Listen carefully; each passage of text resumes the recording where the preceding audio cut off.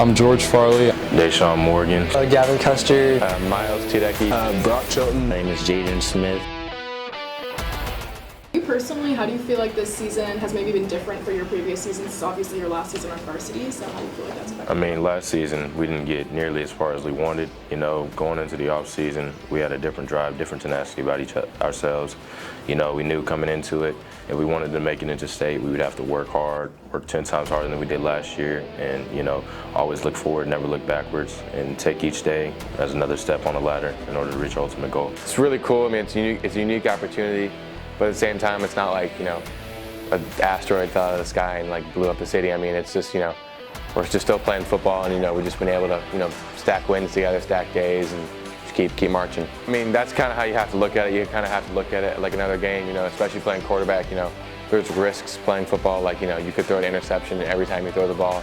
You know, it's just, you know, you just have to be, you know, at terms with those risks, and you know that, you know, bad stuff happens, but you just got to keep pushing through, get to the good stuff. Our mentality in practice is we always have a good mindset, like preparing for every team, and I'd say it's probably a little bit more for state just because of the significance of the game, but we always go try to win every game and prepare well. I feel like especially after the first round loss, the coaches were definitely on us and they were making us work really hard, and we were lifting heavy dang near every single day for months, and we worked really hard and we're getting stronger, faster, and doing what we needed to do. You know, I've gotten a little bigger, stronger. Mentally wise, I feel like, you know, I've like grown into that leader aspect. Maybe not changed, but just kind of improved. Like what I had last year was solid, but then I could just use that as a base to get better. Of course, every year you're just trying to improve on yourself and become a better player, and I think that's probably what I've done best at, just kind of build upon what I started with. I wouldn't say I changed a lot, but just kind of built upon myself as a player.